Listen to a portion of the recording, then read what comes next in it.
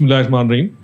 Warm welcome to everyone, all the distinguished guests who basically have arrived here at a very short notice. I think we conceived this program had been in my mind for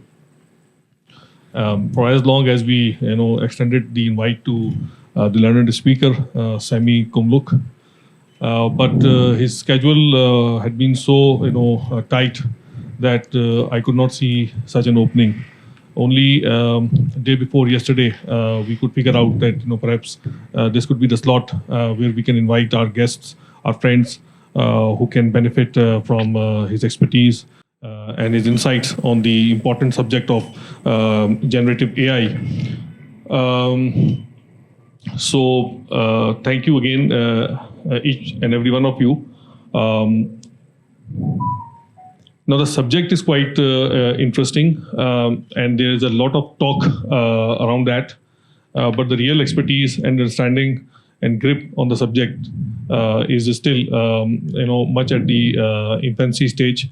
Some are already working on these concepts for quite some time, and but I think the way in the past few months the generative AI has taken the world by storm after the launch of ChatGPT, Bard, and other tools.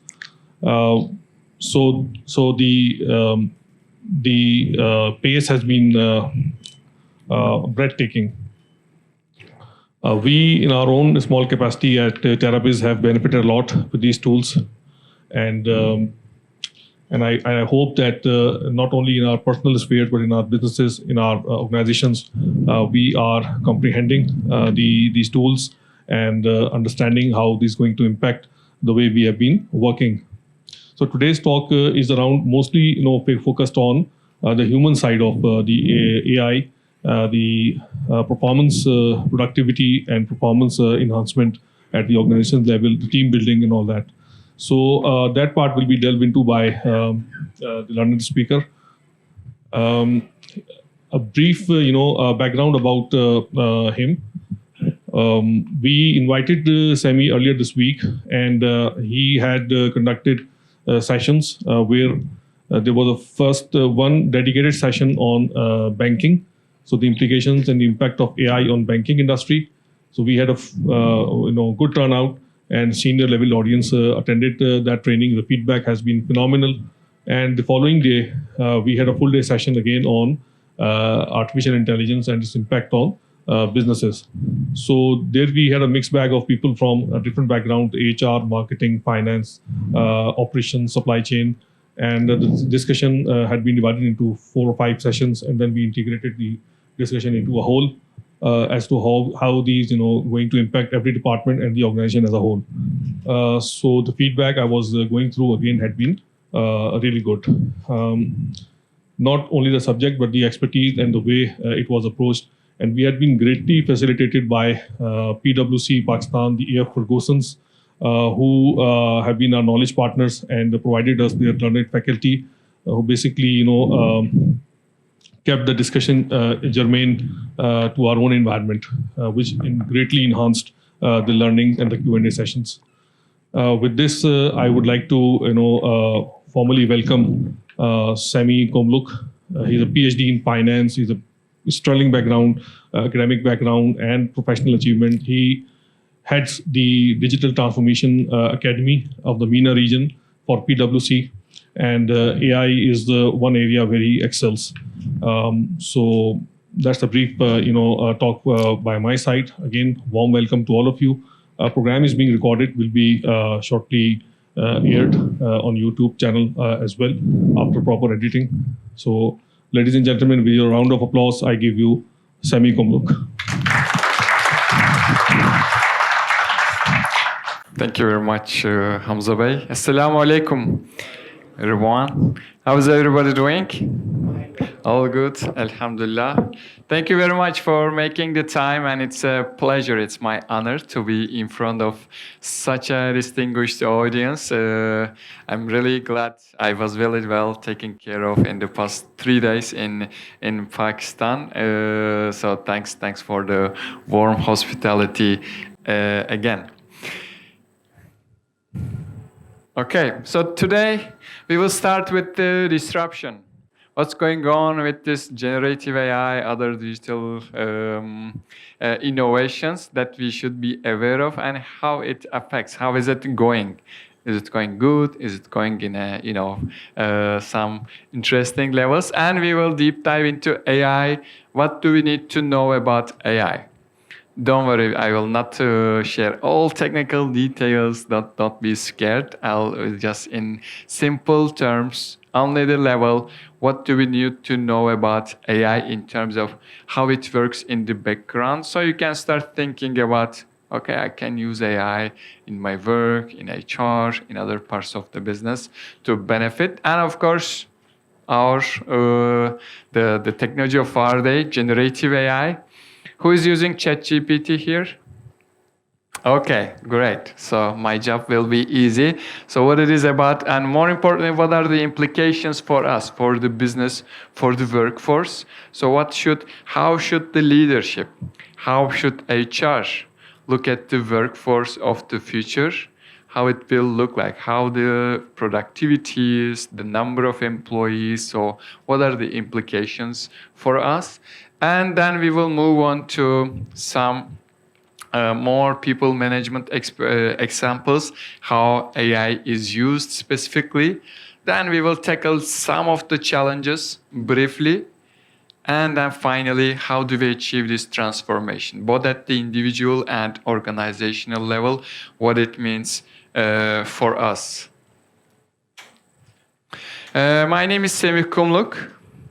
And I initially studied at Middle East Technical University and then moved to the Middle East region 10 years after. I studied chemical engineering.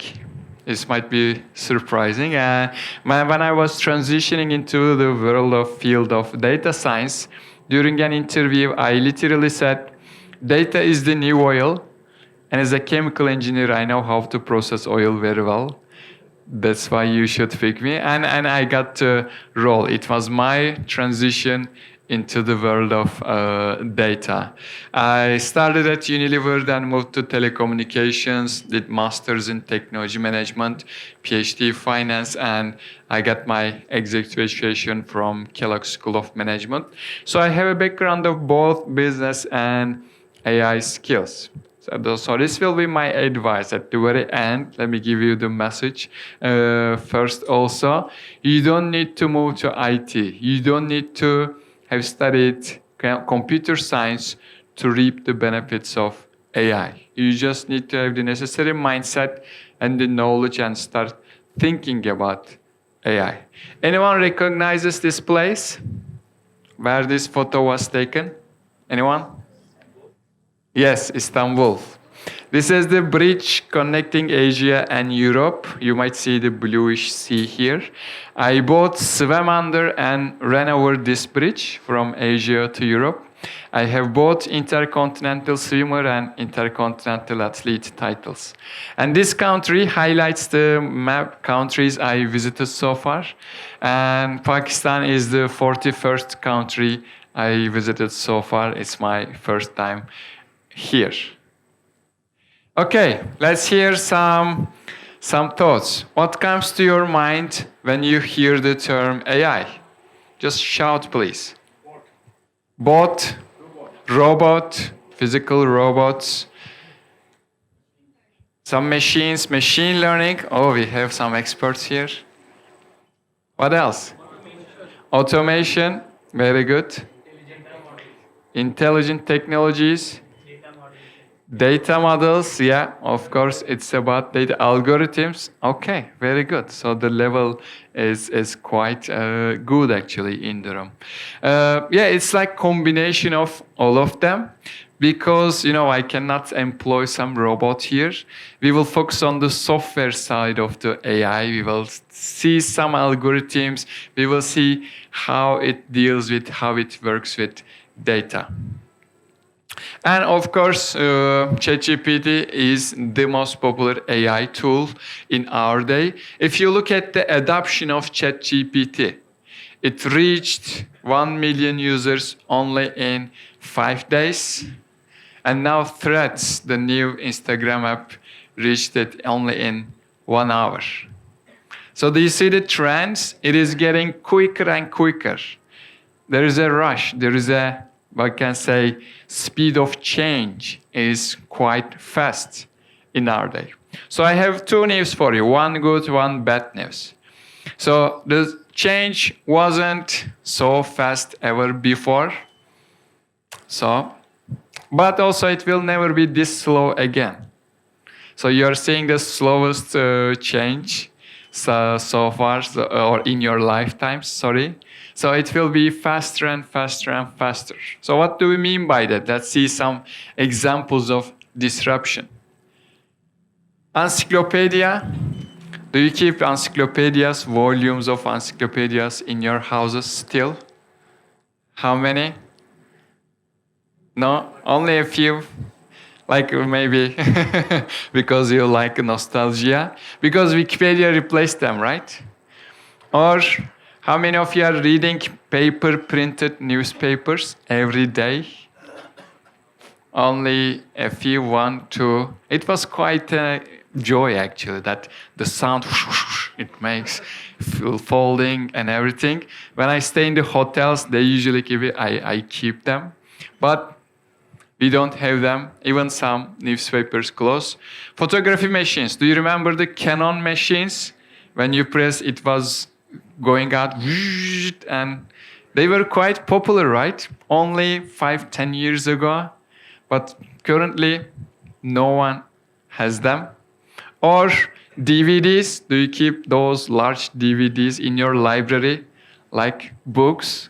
One. I also still have a few in my library. And finally, do you have CDs in your car?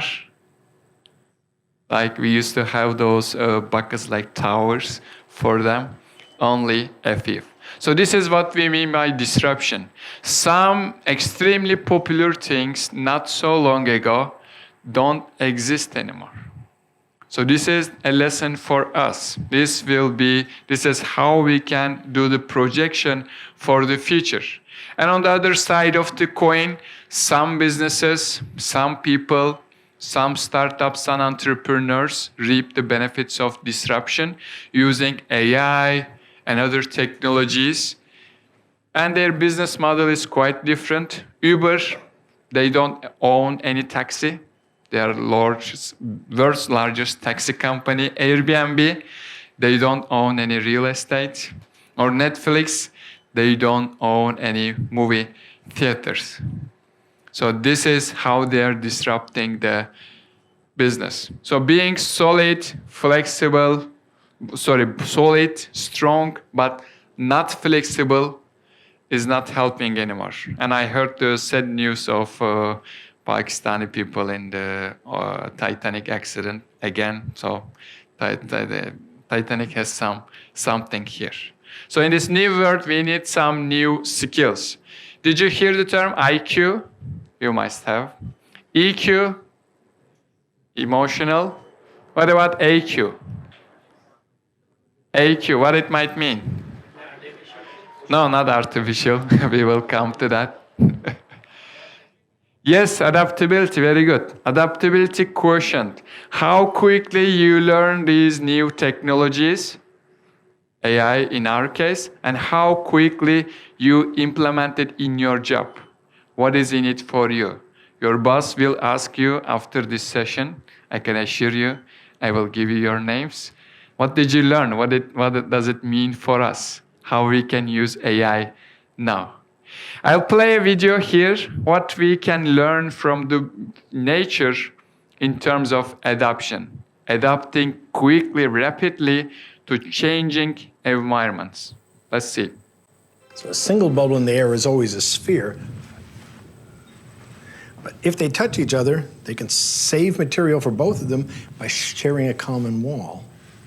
And so they do. If they can save surface area by taking advantage of their environment, they will. So when you've got just one bubble, the sphere is the most efficient shape. But as we add more bubbles, we see the geometry changing. So in this case, We've got 4 bubbles, and you can see them meeting at a point. But put a shape in the middle, we don't get a spherical bubble. We get, in fact, a little tetrahedron. With 4 faces, they're not exactly flat, they're parts of spheres. But each time, the bubbles are trying to find the most efficient shape for the arrangement of bubbles. So now we've got 6 bubbles, we've got a little cube appearing in the middle. This is nature's laws at work. The universe is always trying to find the most efficient solution it can.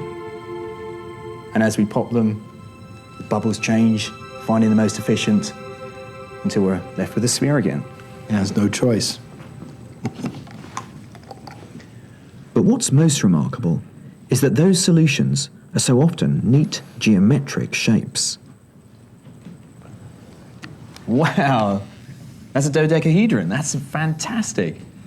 And they're almost perfect pentagons, aren't they? That's really surprising. They're not bulging really very much at all. That's right. That's right. So 12 bubbles around make 12 faces, and the most economical shape that they can make, the lowest energy, is the dodecahedron in the middle. Yeah. Yeah, he mentioned it has no choice. During COVID, did we have to choose to resist?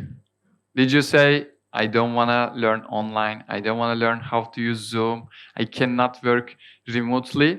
We all adapted, right? And we adapted quickly. So same applies. Just we have those skills, we practice them during COVID.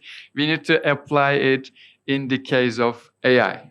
I would like to begin with discussing the breakthrough developments which leads to current popularity of AI. Do we have any gamers here? Anyone playing computer games, or your children playing all night, all weekends? So what is the importance of graphics cards for gamers? Huge importance, right? Very important for that seamless experience, all that large volumes of video data in the background to move, look around, etc., etc. You should have a good hardware. So AI researchers discovered that the same graphics card equipped to analyze this huge video data can be used by AI algorithms to analyze large amounts of data. Think about self-driving cars. We have a lot of data, right? We have all the cameras around the car, sensors, radar systems, LiDAR systems. All this data needs to be analyzed so quickly, real time, so that the car makes real-time decisions, accelerate, brake, turn, etc., etc. So they solved that buffer time by this discovery. And then the accumulation of big data. Later, we will further explore that data is the raw material of AI. Can you imagine? 90% of the data we have has been generated only in the last 2 years. So it's huge exponential accumulation of big data, and it's the raw material of AI, processing power multiplied by the raw material. Then we were able to tackle challenging problems with AI. I shared this quote, but it is not the full quote. If data is the new oil, AI is the new electricity. AI is the best way to process, to burn that oil. We are not interested in oil, right, as public. We are interested in electricity. We are interested in energy, movement of our cars as people, as public. So AI is doing that. It is analyzing data and giving us those valuable insights. Let's go into some terminology. Let's clear the mist, demystify the AI and machine learning. I have 4 bubbles, pink, orange, brown, and yellow, and 4 terms. The relationship between bubbles will give us the relationship between the terms, okay? And your task is to match them. Which term is the pink bubble, the biggest one? Which term? Please shout. AI, deep learning, the colors are misleading. One AI, any other thoughts? We are here to learn. Data science. Orange one, the smaller. Machine learning. Any other? Deep learning. Smallest one, the brown. Deep learning. Yellow. AI. Okay. So mostly correct. AI is the umbrella term. It is the widest term which is used to define computer systems simulating our human intelligence, artificial form of intelligence. Okay? Calculator in that sense is also AI. It is doing what we do in our minds with 100% accuracy in a faster way. Any software you use, any app you use is under AI. But machine learning, it will be our focus today. It is a special form of AI. It is why AI is so popular right now, that it learns itself. What machine learns from? What machine is learning from? Data, yes, data. That's where data becomes important. Deep learning is a special form of AI. It is more advanced. We go into the world of neural networks, if you heard. They require more data, more computer power, but also they enable more advanced solutions. ChatGPT, Siri, autonomous cars, most advanced solutions are all under deep learning. Data science is a bit different. We have data preparation activities here, and here data management, data governance, data access, data warehousing, etc. Anyone using Google Maps? Google Translate? Siri, talking to Siri when you feel lonely? Don't do that much. Anyone checking spam box, spam folder, like every month, every week or so? Yeah. We all have been benefiting from AI in our daily lives, actually. Because we didn't call them AI, we called it Siri, navigation, etc., etc. So now it's time to bring it to ourselves, how we can use it in our work, or how we can start developing some AI solutions to make our lives, our business lives easier. Okay, let's start by some movies. I always like using videos, movies. Which of these movies did you watch? All of them. Which one is your favorite? Terminators, Matrix, any Avengers fans? Okay, quite a few. The common theme, of course, is AI, and the common theme is unfortunately all these catastrophic scenarios. And since it is the future of work, all the big debate, will AI take our jobs? Will robots invade the world, etc., etc.? So any opinions? Just shortly, a few. Who says yes? AI will take our jobs. A few. Who says no? Who are in the middle? Okay. Yes, sir, please. I was saying when the machines came, they took a few jobs. When machines came? They started taking over jobs. They already started. They started helping us. Yeah. I think it will go the same way with AI, but it will eventually take repetitive, such work. Yeah. So it depends on the jobs. This is a World Economic Forum's Future of Jobs report, and it was published during COVID. Here are jobs of today, okay? And here are jobs of tomorrow. Do we have any finance people here? Finance, accounting, audit. So bad news is that there is no finance here in jobs of tomorrow. In HR, we have people culture. It is mostly, as you can see, cloud, engineering, data, AI, product development, content, etc. So it will be a transformation We will do our jobs by using AI. Can you think of any business professional, white-collar employee, doing their jobs without computers today? No. Can you think of any business professional doing their jobs with computers 50 years ago? No. We all learned like it was the transformation. Some of our senior delegates here went through this transformation. Some of us just born into the smartphones, etc. So we have different experiences, but it will be similar kind of transformation. So don't be afraid about that. Just equip yourselves with the skills. Can you tell me the position of cat in this photo, please? From left, from right. Third one from left, second from right. Yes, correct. There is nothing tricky in this picture. So this is a very easy question for us humans. Even our daughter, when she was 1 year old, she could differentiate between how and meow. Okay, but it is a bit of a challenging task for AI, okay? AI needs to see, in particular machine learning, thousands of cat and dog pictures to answer the same question. Different types, different colors, body types, etc., etc. So it learns a bit slower than us. Okay? Same question. This picture, please. Where is the cat in this photo?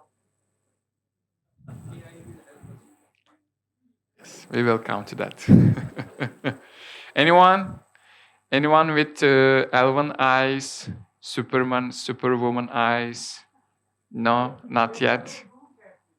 No cat. Yes, sir. Thank you. Thank you very much. There is no cat in this photo. In the first one person said, is it locked in this chest here? So it took us a bit while, right? To scan through, you look through, maybe you wanted to come up here, etc., etc. But once AI tackles the first question, it is very easy for it. It would just scan through the image and give the answer in blip of a second. So think about AI to delegate these kind of tasks, please. It is not the fanciest task of all, right? Looking at the pictures, checking cat, no cat, third position.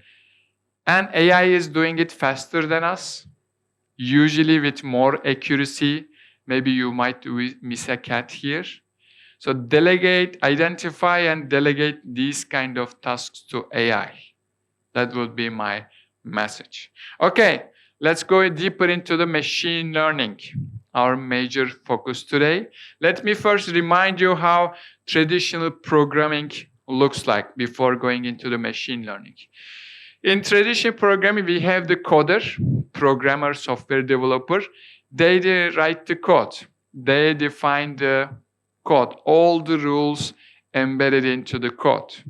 Let's say in HR, we have the criteria for shortlisting candidates, okay?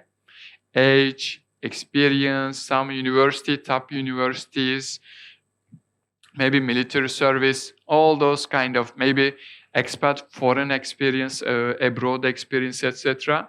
So when we have a new job applicant, if they meet the criteria, they are shortlisted. Otherwise, thank you very much. Okay, so straightforward. When we look at machine learning, the equation changes, as you see. Now the program is the output of the algorithm. We don't explicitly program in machine learning. This is the power of machine learning.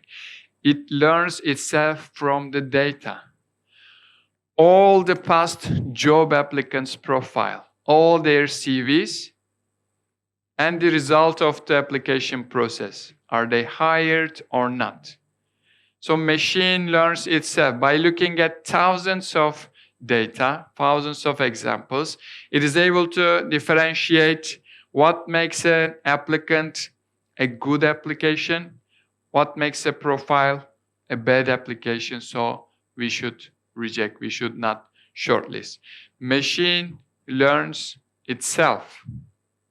Now multiply it with all this big data we have been accumulating, etc., etc. So this is how we are using machine learning. I'd like to do a demonstration to further help you embrace the topic, how it works. And I need 2 volunteers for the same. Let me do it first myself and I will invite you.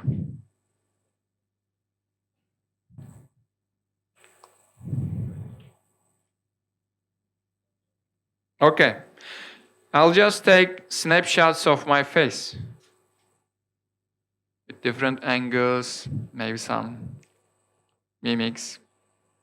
Okay, so 2 volunteers to come up here and repeat the same, please. Who would like to join me? Who would like to test machine learning firsthand? 2 volunteers, please. Yes, 1 and 2nd. Thank you very much. Some applause for our brave. Yes, sir, please also. I need 2. Your name, sir? Kazin? Kazi, yes. With Q or Q-A-Z-A. Okay, if you can appear here, I will do if you can twist your head, up, down, right, left. Okay, thank you very much. And your name, sir? Yeah. Okay, if you can stand, I will do the recording. Okay. Okay, thank you very much. If you can just hold on, we will test the system. So we have the data, input data, pictures, output, names. What I do now, I just click train the model. I didn't write any program. I didn't say anything about the pictures. I didn't say what we wear, how we look like, glasses, microphone, nothing. I just poured the data. And when I appear again, it says this is 100% Semih, but with different angles, I look more like Adil from the distance. If you can test it as well, please.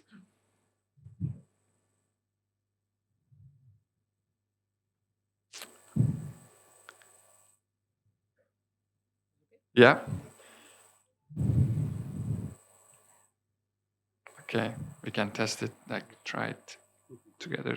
Okay, thank you very much. So we will come to some challenges when it is empty, why it says Kaza, we will park it. Thank you very much. But this is how machine learns. We don't explicitly program in machine learning, okay? It learns itself from the data. This is something we need to grasp if we want to move to the field of AI. AI is not some magical computer brain, some genius guy's program and it can answer all questions. No, it learns from the data. ChatGPT learned from all the data on internet. It was trained with all the text almost we have on the internet. That's how it is able to answer those. It is not that those engineers were genius to build that, etc. No. Anyone recognizes this guy? Speaker, what kind of a speaker? Alexa, yes. Alexa, did you hear Alexa? Amazon's smart speaker. It's like Siri, if you like. Like it's a combination of Siri and ChatGPT, okay? You can speak with it and it answers many questions. When you connect it to your smart home utilities or smart office, you can control your home by speaking to Alexa, okay? So when you say Alexa, like in the movies, it is actually available. When you say Alexa, turn on the light, please, and Alexa does the job, this is machine learning, okay? When you say, Alexa, it's dark here, and Alexa still does the job, this is deep learning, okay? This is very quick differentiation between the two. Deep learning is more advanced. In machine learning, you need specific instructions. Turn on the light. clear. It just needs to have the understanding capabilities and does the job. But in deep learning, it needs to understand what you imply by mentioning it's dark here. It is more advanced, and this is the field of deep learning. Okay, any questions so far? Before we move on to generative AI? Okay. Do we have any David Guetta, Eminem fans? Electro, rap music? Okay, this video is for you. This is the future rave sound. I'm getting lost in an underground. This is the future rave sound. I'm getting lost in an underground.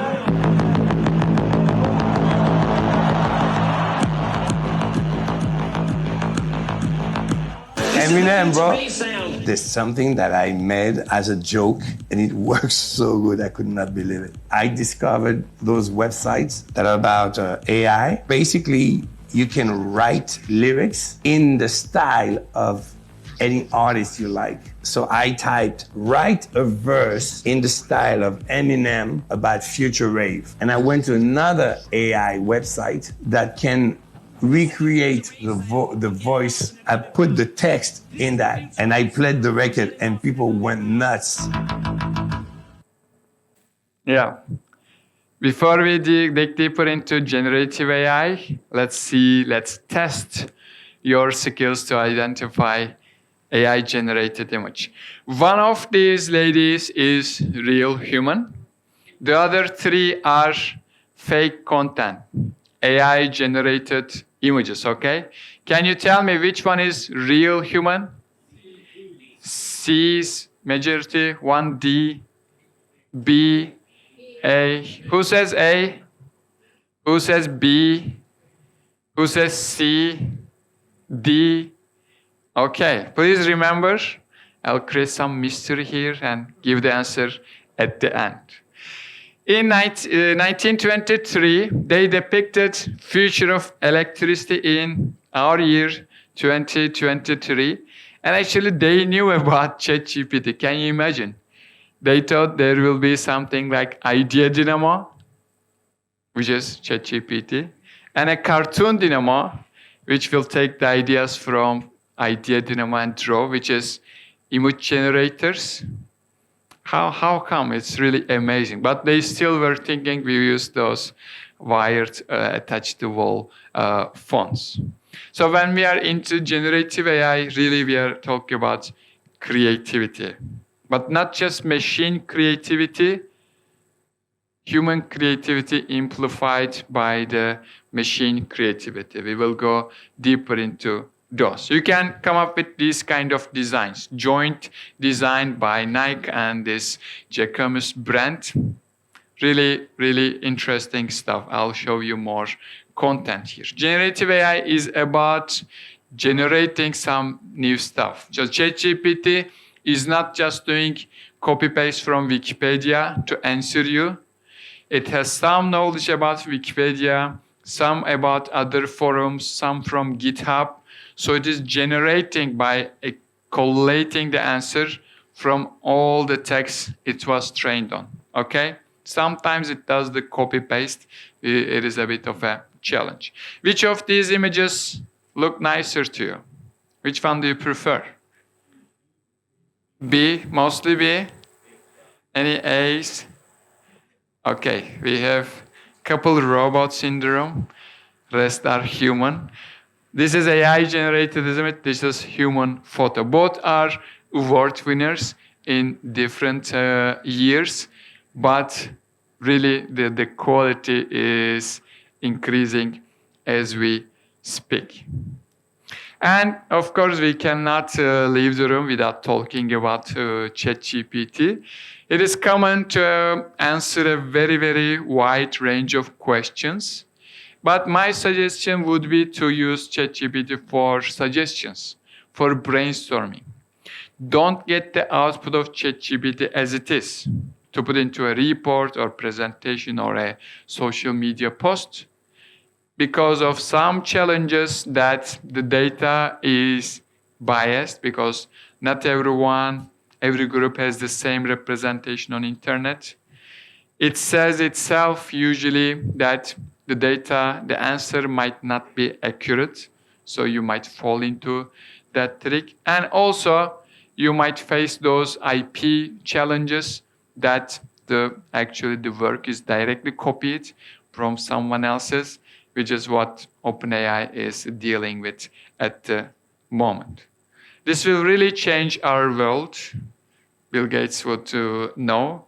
One of the things is how we work. This is what it means for the workforce. This is a very big, large empirical study. They work with different professions and they measured the time to complete the text writing, drafting activities. And when we use AI, the time spent is 37% less. So 37% productivity improvement when you use AI here. So good news for HR people. You don't need to just tackle those FTE challenges, number of employees, like salary, budget challenges, etc. It's a great help here. But also, if you look at the amount of or the proportion of the task, how much time we spent here, the amount of time we spent proportionally for drafting text decreases because we get it from ChatGPT, but the ratio of editing, polishing text increases. So this is what we need to ourselves for the future of work. We need to improve our editing skills, polishing skills. If you are good at drafting, but you give your colleagues to finalize your text or some work, presentation, you better improve your editing skills because this will be the future of work. Which one? A or B? A, some B's. Okay, split in this time. A is the AI generated image. It's very nice, one of the most popular AI generated images. I think some science fiction movies will take this scene soon. We will really looking forward to see that. And Gartner also puts generative AI in productivity revolution. Both creativity and productivity are under the umbrella of generative AI. And generative AI, ChatGPT, is text generation. Now we have Google's Bard and other tools are being introduced here. We also have the image generation, what I've been showing you. Midjourney, Stability AI are the most popular, most powerful ones. We also have code generation tools as well. Do we have any coders here, software developers, programmers? Okay, bad news for you, sorry. Yeah, kidding. I'm sure they've been using that for a long time. They were available even before ChatGPT. Without the experts, you cannot deal those very complex software infrastructures. But this is democratizing. Business professionals also can deal with some kind of code, or as a starting point. It can also help you debug, test the code as well. Really, really great to improve the productivity of the employees. OpenAI ChatGPT's company CEO also emphasized the creativity here. Which one in the Nike and Tiffany models? A or B? A? Anyone B? A few. This is more human side of the audience. Yeah, this is a bit like a space thing. When we look at especially education sector, the world is like split. There's fear that we should stop, we should ban students using, but there is also embrace some professors keeping it mandatory to use ChatGPT to do their homework, or they are distributing ChatGPT generated text to the employees to do that stuff. Really, we should be in the embrace side of it with all these benefits here. Because We might see our pictures in some presentations 50 years later that we were protesting against ChatGPT and people laugh at us. But the message for us, for the workforce or for your employees is Ima. Ima is a virtual model. She's studying at commercials, ads, and already working with these famous brands here. Even the job of actors, actresses is about the change. Voice actors, it is more threatened here, I can tell. But for marketing people, do we have any marketing people here? Anyone from marketing? A few? This is great for you. If you did any shooting, all the redo, etc., the time and cost, she does whatever you type. You don't do redo. She is cheaper. And also, she doesn't appear, she doesn't fight with her husband, doesn't appear in bad scenes, etc. So in many cases, opportunity for brands and marketeers. Do you remember your answers? Okay. We have only a few correct answers in the room that D is real human. So statistically, we have more than 30 people in the room. It means that you are a population. You should have guessed at least 25% of you should have guessed it right, statistically normal. May I make a comment here? Yes, please. The visuals which you showed are mostly, the ones which AI created, are mostly dramatic. Dramatic, these ones? Like they show, they represent like a movie from a very big budget Hollywood thing. So my game, I told myself it's real, I didn't raise my hand. I just asserted myself. Okay. Other images, they feel like there's more editing involved. Okay, yeah.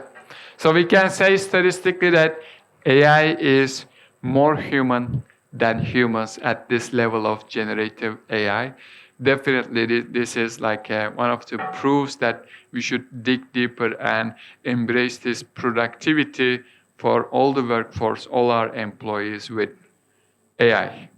Another thing, what we should get from generative AI is prompt engineering.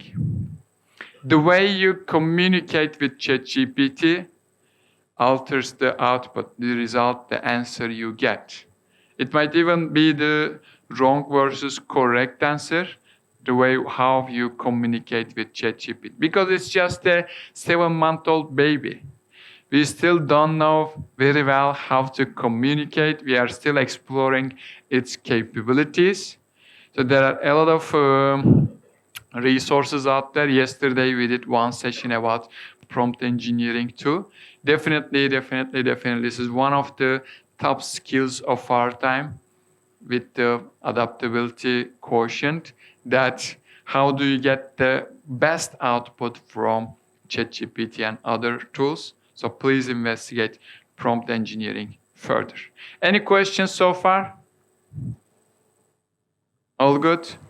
Okay, let's see how AI is used in HR and people management practices. Most companies are doing these employee satisfaction surveys every year. Is it the case in your companies as well? Yearly employee HR surveys to get the mood of the employees? Okay. Is there anyone doing investment in stock market, Forex, Bitcoins? Few people? Yeah. Okay. So you will still continue investing. Okay. Tomorrow, I will ask you to make some buy and sell decisions. But I will only give you 1-year-old data. I will give you data of 20 July last year, 2022. And I will ask you make buy and sell decisions tomorrow. Can you do that? No. So HR is trying to do the same. There is 1-year-old data of these survey results. With everything is changing in the world, all the digitalization, generative AI, all the trends, behaviors are changing, but we are trying to shape our HR services with 1-year-old data. definitely we need to adapt. We need to come with this real-time data. I gave you the example of AI in machine learning, that how it learns from the past hires. It is great to shorten the process. I had worked on this project myself and we presented our very, very primitive, very initial results. It wasn't like performing good at all, but still our CHRO was amazed. By just looking at CVs, you had achieved this performance. He was amazed because it takes 4 months to achieve the same with the regular interview process. But at the same time, it leads to some bias. You keep hiring the same type of people. You would go away from diversity. This is something to be careful about. Churn, employees leaving the company. I heard the war for talent is about to get hotter in Pakistan, so we cannot afford to let some of employees leave as well. And we can use AI to predict, I worked in this project as well, to predict which employee is about to leave. To give you some insight, those employees who are trained well, who did some flagship trainings like AI, etc., are attracted more to the other employees.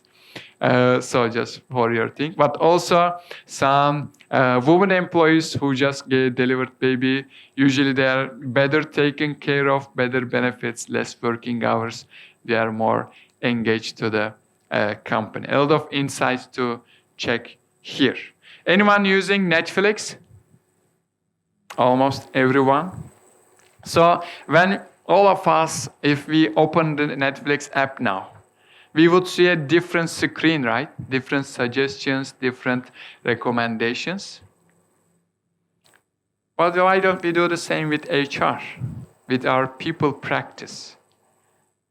We can segment the employees. Like Netflix is doing that, the watcher based on your taste, action lovers, drama lovers, Ertuğrul lovers, and suggesting similar content according to your segment. So how we can do the same? How we can go into personalized recommendations, career recommendations, development recommendations, training recommendations, etc. So when they open the HR portal in the company, in our internal system, they see something personalized, something for them. And this is possible also. Marketing has been doing that for ages now. We just need to apply the same algorithms. I did this as well, and we found really, really interesting insights. There were some undiscovered employee segments available, and we worked to develop some HR services for them. And coming back to generative AI, the robots, improving productivity. So HR should play a key role here to proactively manage this. That 37%, if so many employees use that, let's say 10%, 30% employees are experts in ChatGPT, how it will look like in terms of our future of shape of our employees. Or if you look at all like I showed you the transition of the works for finance, how much of their work will be digitalized so that we need to start upskilling them, marketing, sales, supply chain, what will their skills look like in 2 or 3 years now in terms of automation and everything, so we can start upskilling them. So HR should play a key role here, proactively manage these decisions. Not human resources anymore. With all these different resources, maybe we should call HR X resources. So managing all kinds of resources here. And you didn't tell me what is the alternative for those yearly surveys. I challenged that, but there was no pushback here. And here are my suggestions. And we started this project in my previous company as well. By using the security cameras in the office, We aimed to measure the mood, real-time mood of the employees, their emotions in the camera. We took a brief look in those camera footage to understand. Every morning, people are walking in like zombies. Really, no motivation at all. And in the evening, they are like running away from fire. Really, you can't imagine. Only one day, only on Fridays, people walk in happy because there was free breakfast in the office. And we called the project Every Day is Friday. So this is one creative thing to tackle that.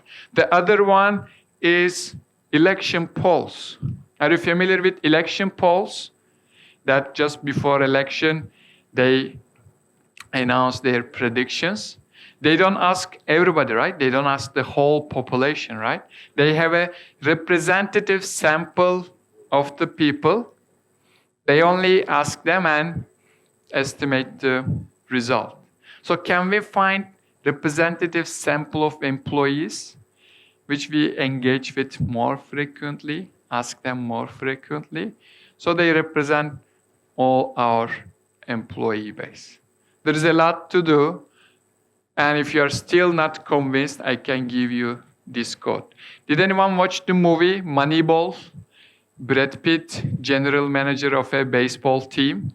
And this team was the first sports team to do data analytics to evaluate the performance of the players. You know, the statistics, the averages, the shooting, whatever, etc., scoring averages. They were the first one. And they noticed, of course, there were undervalued, overvalued players. They went for the all undervalued players by just looking at statistics, and their results were great. So the movie is based on this book, and here is a quote from the book. Game of baseball is happening in front of everyone. Everyone. There are 30,000 live spectators in this stadium. Millions of audiences in front of their TVs, hundreds of scouts, commentators, coaches, you name them. If performance of the baseball player still miscalculated, there are overvalued, undervalued, while everything is happening in front of everyone, what does it say for the rest of the workforce? We are not doing our jobs in front of TVs, right? Currently, you are watching me. There is recording as well. But we are usually in front of our laptops. So we need more and more data-driven, AI-driven approaches in HR. Okay, I usually like telling the good stories and good side of AI, but we wanted to tackle the challenges a little bit slightly, but still we will finish with the positive notes as well. So as in the use cases of AI, we can identify, we can dig many risks associated with AI as well, unfortunately. And I'll show you the most common major ones so you don't blame me after if anything happens, okay? One of them is the bias. The same thing with the recruitment. There are some police prediction, pred poll is one of them, that are predicting the criminal activities in some neighborhoods, so they mobilize the securities accordingly. They also apply it in cases when there are some suspects. They try to predict which one is the actual criminal, but this is biased, of course. With the past data, as you can imagine, in this situation, the black woman was labeled criminal, whereas he was the white male was the actual criminal. So if you all rely on the past data, if your data is biased, all your records are black people committing crime, maybe intentionally or unintentionally you eliminate white from the data, then it's just learning from the data. It is doing that. Stop sign, you put 4 rubbers, black and white rubbers, and AI thinks this is a speed limit sign. Very dangerous for self-driving cars. You don't need to be a hacker to hack into AI systems. We have cybersecurity expert Kadir here. So this is very, very important. Your models should be robust. You should test it in as many cases as possible. You should be able to identify that. There is the black box challenge also, that in many cases you don't know how the algorithm is recognizing the stop sign, especially if you go into deep learning. So we don't advise to start with those black box algorithms right away. Just start with the essential machine learning algorithms. And ChatGPT now hundreds of millions of people are interacting with. It's definitely out of control. If it does this kind of a statement, then like Microsoft, you would have to apologize. That again, the model should be robust. Like your chatbot. Whose company has a chatbot? Anyone? For your customers? Yeah, then if your chatbot gives a bad answer like this, you would have to apologize. Something to be very, very test in some situations is very important. And of course, the job, we covered that one already, that it is about transformation. But those who resist, those doing those repetitive tasks, routine tasks, which are direct target of AI, their skills gap is higher. They should go extra mile to upskill themselves to join the race, but there is this risk apparently. And using AI for autonomous weapons, it's there. We are seeing some drones equipped with gunfire. There was this Black Mirror episode. If you watched Killer Bees, they're all autonomous and they can penetrate through air conditioning system as well. It was a bit scary. And also you don't need weapons now. Social media, Cambridge Analytica did with Facebook in 2016 US elections when Trump won. By analyzing the moods and opinion of the people, they slightly by showing relative change the opinion of the people, and they confess. And it's also available on Facebook called The Great Hack. And ethical aspects, self-driving car, brake not working. If it goes straight, there are several people. If it just turns the wheel, other people, children, elderly, what to do? Never-ending question. I shared this in another event in a conference. One participant said, if she is my wife, then okay.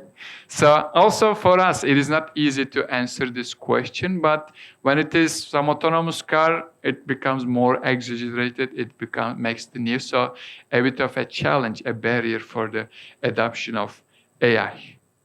That similar example of the stop sign.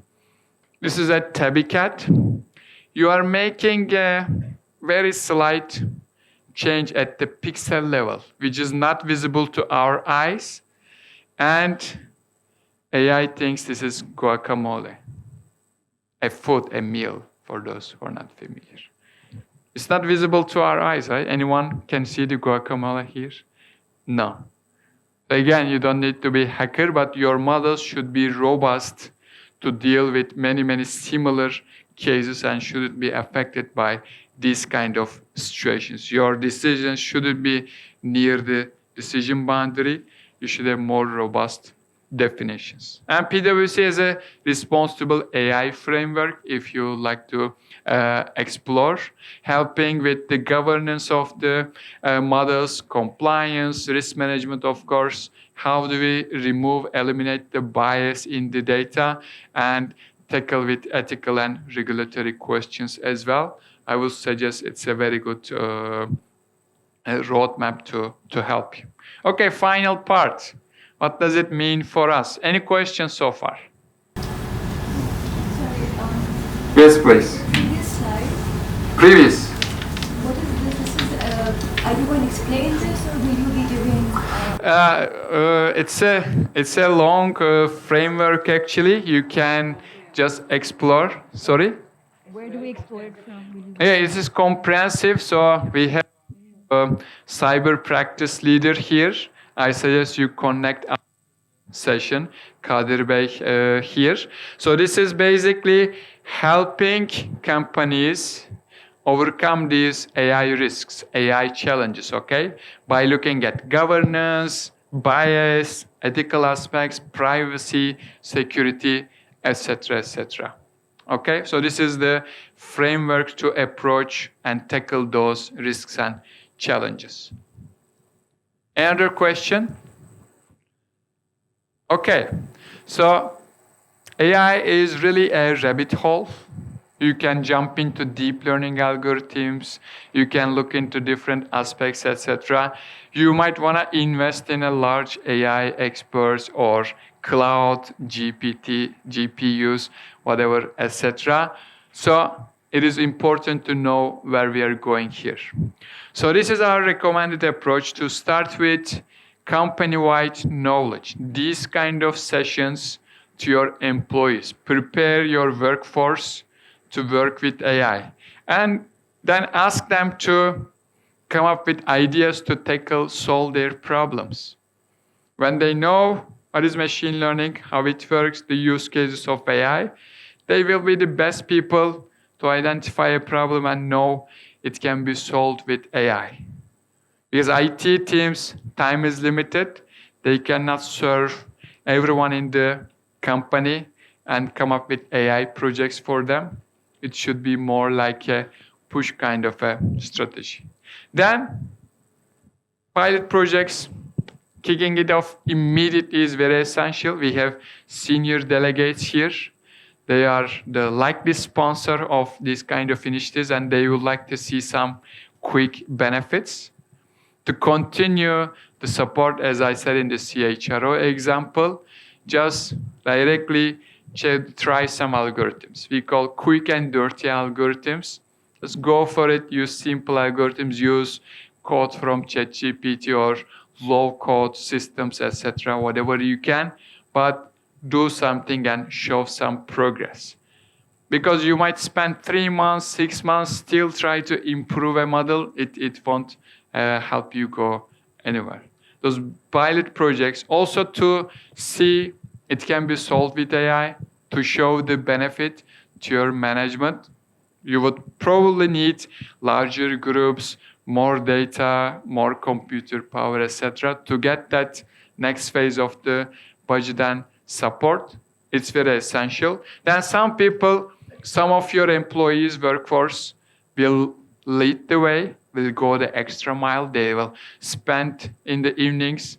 They will join these kind of sessions out of working hours. You need to recognize them. Make them be the champions of the change. Help them or make them help other employees to prepare for the future as well. It's very important to encourage them, otherwise they would be discouraged. And all this generative AI and everything, it is going very, very fast. So it's not just you did one project and halas, finish. You need to review all the advancements, innovations happening in the space. Individual level, the skills gap.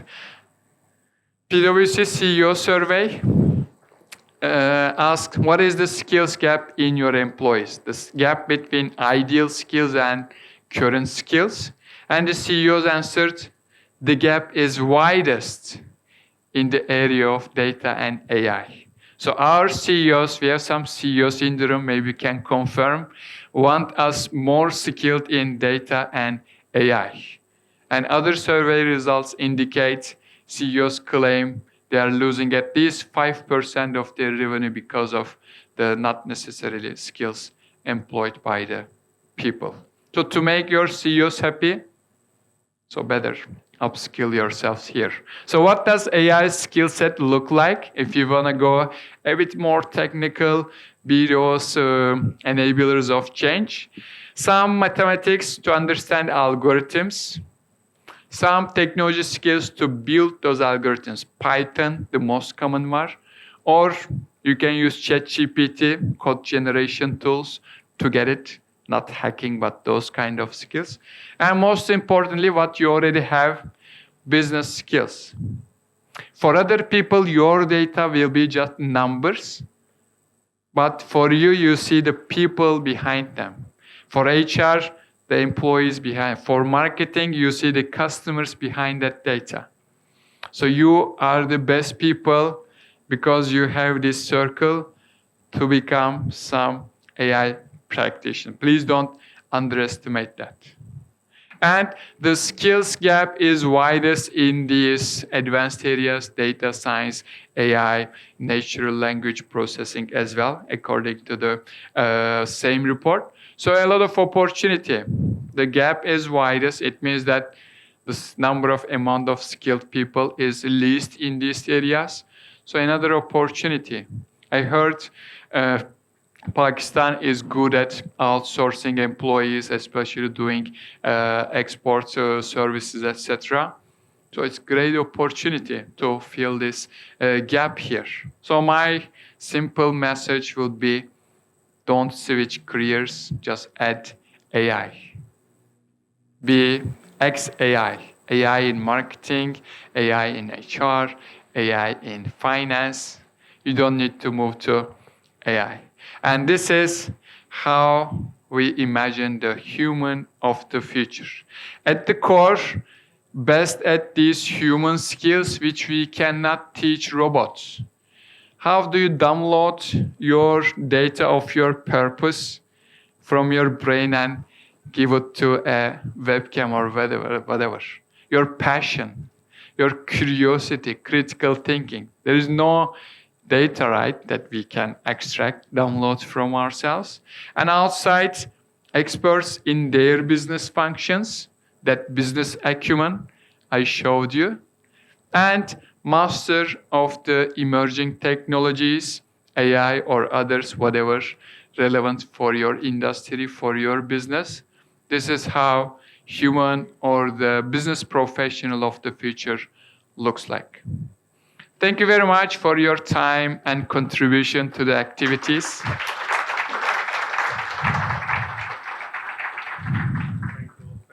Thank you very much. Thank you, Semih, for this wonderful speech presentation that you gave. It really was enlightening, and for the experts sitting here, for the early learners like myself and many others, it has been a great enlightening experience for all of us. You gave quite relevant examples, and I think most of us can relate to it. And when we go back to our home, to our offices, we'll be more informed. So thank you very much for that. Friends, we have come to the towards the end of the session. We have been, fortunate enough to have with us our chief guest, the chief executive of Bank Islami, Mr. Syed Amir Ali, who I now request to, give some concluding remarks, share his thoughts on the subject, and then present a token of appreciation to our distinguished faculty. So, Amir bhai, please join us on the stage.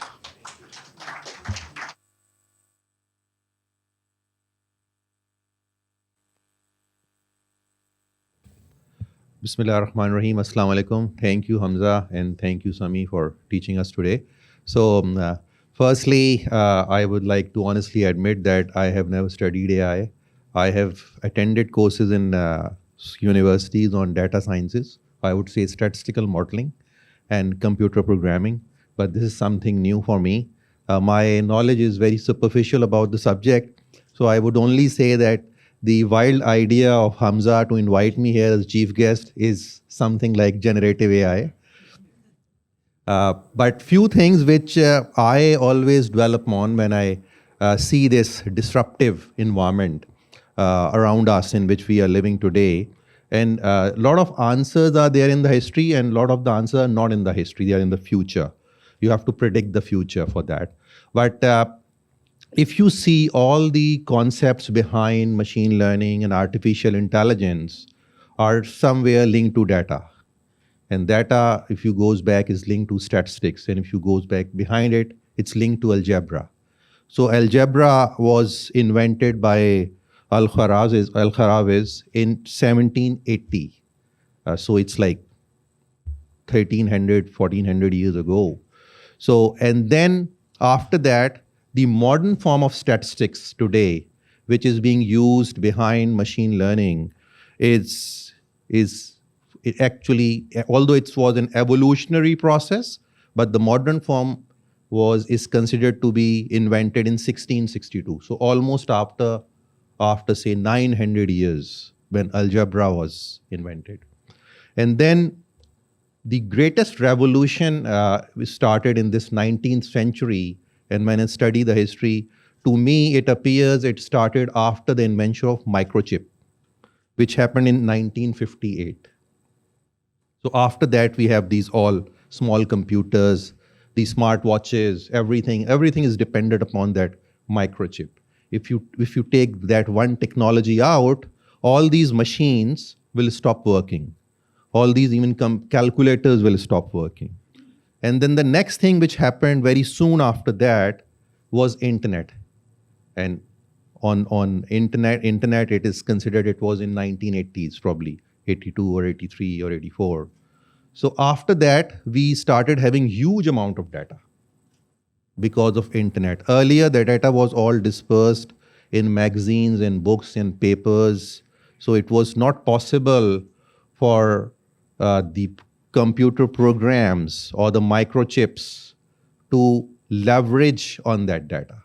And as Semih just told us, that 90% of the data has been created during last 3 years.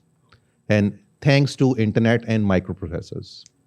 And as a result of that, those tools of statistics and algebra on which today's machine learning and artificial intelligence is to a large extent based on became very effective. Because now there is enough processing power and enough repository of data to use those statistical models to have predictor variable and output variables. Because the concept is very simple. When we used to study statistics, there used to be independent variables and dependent variables. So you put a couple of independent variables and get an outcome of a dependent variable. So these independent are predictor, that one is an outcome variable. Now, because of the evolution and the ability of machines to handle huge amount of data, we have much robust models. And the models are evolving every day as well. Earlier, we used to have static models. And the model have become evolving. So this whole paradigm of data sciences with the help of these machines and internet and data repositories and artificial intelligence has completely changed and has enabled us to do things differently. But if you go back to the history again, there were a lot of things which humans used to do themselves, and then over a period of time, they started using other tools for that. For example, at one point in time, if you have to carry some, say, for example, heavy payload from one place to another, it was laborers who has to carry it. Then the human decided about training the animals, which were physically much more powerful than us, not mentally, but physically. They were more efficient, either like horses or have the ability to carry more load like elephants. So humans started to use horses and elephants. Then the time progressed and they found out that the machines or the mechanical engines has more power and efficiency and effectiveness than animals. So humans started to use those machines, which are like your trucks and cars and cranes and trains and planes. And now this new technology, which is your artificial intelligence and machine learning and data sciences. So humans will use these tools to do those things with the human body, which is actually very weak, will not be able to do. And interestingly, if we go to the holy book of Quran, there are 3 creations which are mentioned there. The human beings, insan, the jinns, and the angels, farishtas. Which is the weakest physical creature? Human beings. And which is ashraful makhluqat? Human beings. Because of what? Not because of their ability to handle data, to store data, but their ability to use logic to handle that data and to look into the future and to do things which even the jinns and the farishtas were not able to do. Because if you refer back to Surah Baqarah, where Allah Ta'ala has said to the farishta, to the angels and to Iblis at that point in time, that I know what you don't know. And the Quran then says literally that Allah Ta'ala taught few names to Hazrat Adam alayhi salam. And then when he asked about those things in front of angels and jinns, Hazrat Adam alayhi salam was the only creature who was able to give the right answers. So if you dwell upon it, it was about logic. It was not about memorizing, because definitely the angels are better in memorizing things, because it was the angel who used to bring the message to the Holy Prophet. It means he was taught something, he memorized it and delivered it here. But it was not the angel who spread Islam for the entire universe. So the ability of human brain should not ever be undermined. And that's why it's called artificial intelligence. It's not real intelligence. You see gold, like when I tell my wife to buy this jewelry, she always like to buy in gold, not the artificial ones. The artificial ones look nicer, prettier, but still they are artificial. So this intelligence is also artificial. So we have to use it for our benefit. We don't need to get overwhelmed with that. We don't need to believe that it will take away our jobs, or we don't need even to believe that one day there will be all robots sitting in this room and there is a robot talking to them. So this is a lot of fantasy in it, which is shown in movies. I think this is something which is there to help human beings. And of course, human beings have to be responsive, because the explosive was also developed to help human beings, but later on it was used to kill human beings as well. So it's about how you use a technology responsibly. So responsible use, as Semih said, is very important, yes. And I'm not going into any more technical details because I actually don't know about it. So the idea which actually I wanted to share, that we should be happy that we have a lot of data, we have an access to internet, we have access to these algorithms which can drive results, which can give output, so as we have the ability to make more informed decisions. Earlier, we used to rely more on our gut feel or a limited scale research by collecting sample data, sending out students and researchers in the market to collect data on the forms. Now you can get it from the internet. So it has made our life simple. So this will allow us to make better decisions, to make our world a better place to live for human beings. So thank you so much.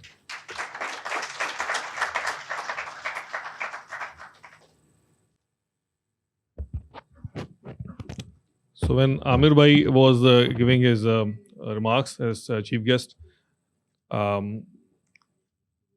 small, piece of poetry came to my mind from Allama Iqbal, who said that है दिल के लिए मौत मशीनों की हुकूमत, एहसास मुरव्वत को कुचल देते हैं हालात. तो ये कि एहसास मुरव्वत जो है ये नहीं कुचलना चाहिए. बाकी these are all tools to help human beings to advance our businesses and our workplaces. So, folks, we are now coming to a close. Before we present a small token of appreciation to our distinguished guest and our chief guest, I would like to also acknowledge the presence of you, distinguished friends and leaders of corporate sector who arrived here at a very short notice. Some of my class fellows from the class of May 1996 IB are sitting at the back, constantly making, chirping noises and all that. So, yeah, thank you for being here. I acknowledge Mr. Suhail Yaqub Khan, the former Chief Risk Officer at Bank Alpha, and now Vice President at Asian Development Bank, Manila. I have, we have guest and participants from National Bank, from Al Falah Bank, from PMAX, friends from, Angro, and many places. Of particular, I would like to, thank you, Shakib Bhai, for being here, from Nemat Collateral, Chief Executive, Fareed Saab from AKT Securities. We have a partner from KPMG Advisory Services, Adnan Rizvi Saab. Khurram is Shahzad, very well-known, analyst who you see on television these days, famous economist, and also an AI, expert, economic. Yeah, you can call him an economist also. Maybe he's, I think, given the fact that the kind of economists we watch on TV as analyst, Khurram is by far one of on top of his game. Thank you, Khurram, for being here. My mentor, Humayun Saab, thank you, sir, for being here. And distinguished friends, everyone, Muneeb, Ikram Saab, Farhan Saab, each one of you, I'm greatly, honored to have you with us, Arif. And special mention to my friend Abdul Qadir. I would request him to rise and, be identified. If you can identify yourself. Qadir has been assisting, he's the executive director for AF Ferguson's and has been helping us and Semih for his interventions, in the last 2-3 days. So I now invite Qadir, could you please also join us on stage? And I also request Semih Kumluk for being here. And I would, encourage all of you to interact with Semih because he will be here for some time. And after, breaking his fast, he's fasting. So we'll then move on to some, we'll take him to some place and then he has a flight to catch. So Amir bhai, if you could help me and present this, token of our appreciation to Semih Kumluk. Semih, this is, something that will remind you about Pakistan. It's a, we have, beautiful memories for you.